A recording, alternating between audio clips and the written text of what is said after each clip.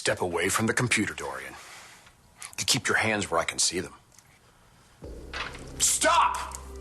David Vickers has a small... You can't post that! Oh, yes, I can. Huh? You know, you better not be pulling all-nighters once we get married, at least not the work kind. No, this should be the last time for a long time.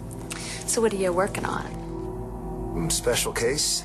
Oh, you're not at liberty to say? You know that I can't. But Blair, the sooner I get back to it, the sooner I'll be done. Well, I'll see you tomorrow, stranger. I love you. You too. You just told the entire world David Vickers has a small mind? Few will be shocked by the revelation. How many people are going to read this? You brought it on yourself with your juvenile postings on my page. I employed subtle nuance and irony, which a teenager can't even approach. Subtle, David? Like spelling hot, H-O-T, H-A-W-T? Artistic license. And speaking of teenagers, how could you use a dear sweet kid like Darren to virtually stalk me? Because he was handy when you decided to tell the entire world that you don't love me. Which is the truth. Nobody cares, least of all me. Good, then you shouldn't be upset.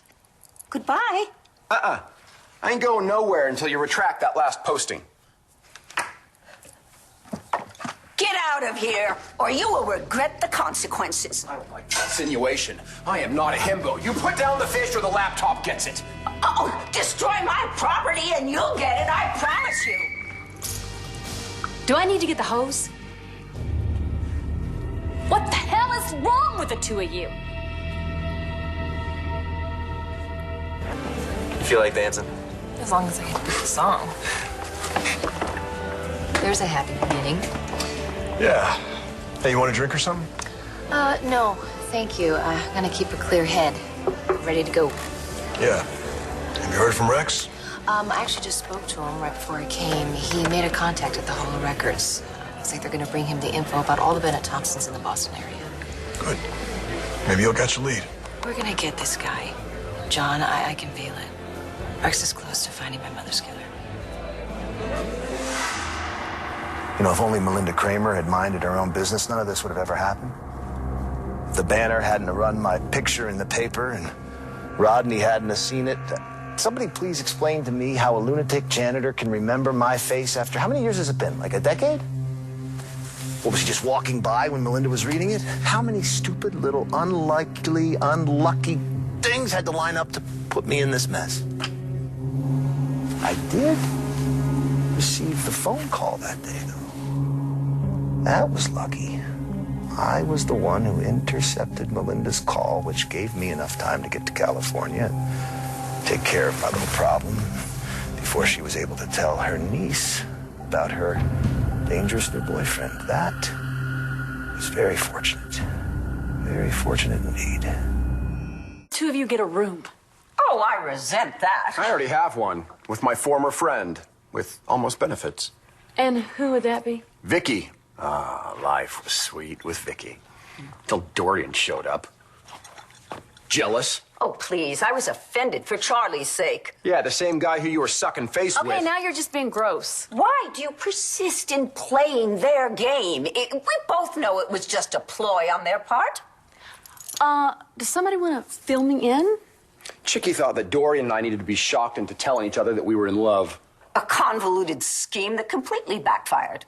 It was really bad, actually. They had to leave the country in shame. Oh, well, they should have. Yes, for wasting my time. Not to mention wasting my time. Okay. I'm sure Charlie and Vicky went about it the wrong way, but you are driving everybody in this town crazy. Excuse me? No, everybody knows that the two of you love each other. You're both just too proud to admit it. Boy, that's ridiculous. That is absurd. Beyond belief. Stop. Because I know love when I see it. Since when?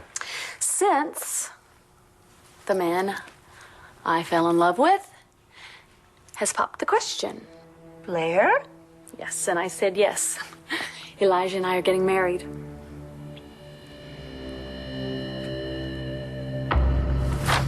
You really do seem like a decent guy, Paulson. But I gotta do what I gotta do. You and Elijah Clark are getting married. Yes. Why do you look so shocked? Honey, What? Come here. oh, where's the ring? Oh, he asked first, and we're gonna go shopping for the ring later. You bought that? Sure. Please. Blair, are you crazy? I don't need a ring. But a diamond makes a statement. If the guy doesn't plunk down 3 months' income on that ring. Where did you get those numbers? Oh, Blair, it's fairly standard. Yeah, everybody knows that. Listen, I had a big ring a couple of times from Todd, and we all know where that ended. How about this time? You don't rush into marriage. Blair, excuse me, Dorian. How long do you and I go back? I really care about you. You've been through all the eligible men in this town, so don't blow it this time. Oh, shut up, David. Well, but David does have a point. He's right. How long have you two been dating? Long enough. Dorian's right. What do you even know about this guy? I know that he's handsome. I know that he's successful. He's also never been married before, so he doesn't have that baggage, and he doesn't have a mean bone in his body, and he treats me like a queen. That's your tell. Right there. Yep. Yeah, he's not Todd. Oh, well, yes. And that should be enough to get you to walk me down the aisle yourself. No. You can't put the Cramer seal of approval on this engagement. Blair, congratulations. Darling, I hope he makes you very happy. I wish I could think of some way to get you off this case, big guy. Suppose I could shove Gigi down a flight of stairs. Then McBain would be real suspicious if another lady of Landview went tumbling down some steps, wouldn't he? Of course, that did work. With McBain. Kept him off my trail for a little while, anyway. Unfortunately, not long enough.